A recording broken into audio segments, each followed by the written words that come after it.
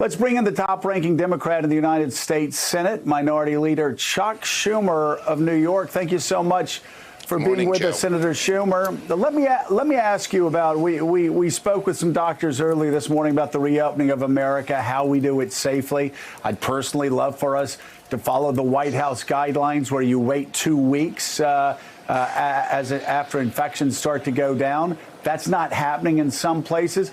Let me ask about your state, New York State, as well as the rest of the country. How do we reopen, get this economy going again, while doing it in a way that protects our seniors, protects those with 1 out of 4 of Americans who have underlying medical conditions? Well, you need a careful balance, Joe. Obviously, there's an economic need to get things moving, but there's also a health care need to make sure that this virus is wiped out and can't come back again. I think in New York, we're balancing things very carefully. Unlike the sort of whimsical, impulsive, and erratic behavior of the president, who, as you said, looks for diversions all the time. He didn't let the CDC guidelines as to when to open come out because he didn't like them. When you run away from the truth, when you just do something that appeals to your ego, whether it's true or not every day, you will not succeed in either the health crisis or the economic crisis. And what he did last night is just an example. As you mentioned, it's reckless to tell people he's using hydrochloroquine. All the experts say, at best, it doesn't help. So what about senior citizens who don't go to the doctor, who take hydrochloroquine listening to the president? And at worst, it hurts you. So I don't know why he did it.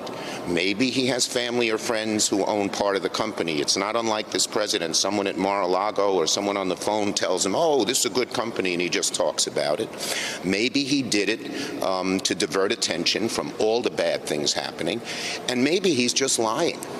This president doesn't tell the truth. He may be taking this, he may not. What he does is whatever suits his ego at the moment and he thinks might help him, he does. And then it hurts the country, and as you said, hurts him.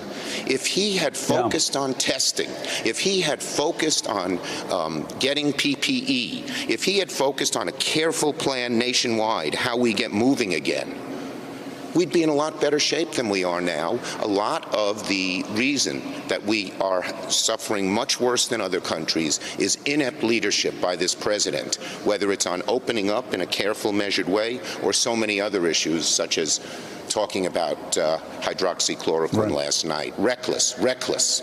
Yeah. Well, you know, it's not just doctors who are saying don't take hydroxychloroquine. It's also the Trump administration. It's the FDA. Yes, FDA. It's the VA. They've done studies. It's really bad for Americans' health. It also, by the way, we just have to say this. There are a lot of people with lupus. We've got a good friend who has lupus who's had trouble getting that medication, which is for lupus. I had a top Republican fundraiser over the past several cycles talk about a member of his family who has lupus, and it's making it harder for them to get the drug for something where it actually works. Let me ask you, while we're talking about medicine, you don't even know if Trump, when he went on stage, thought of doing this. It's whatever pops into his head at the moment. And all too often, it's destructive and harmful, having nothing to do with solving our problems or the truth. That little shiny object that he thinks will divert attention from his failures. Yeah, and unfortunately, in this case, that little shiny object, that nonsensical aside, actually puts Americans who listen to him, puts their lives, certainly their health, in danger. Let me ask you about vaccines. Thanks for checking out MSNBC on YouTube, and make sure you subscribe to stay up to date on the day's biggest stories. And you can click on any of the videos around us to watch more from Morning Joe and MSNBC. Thanks so much for watching.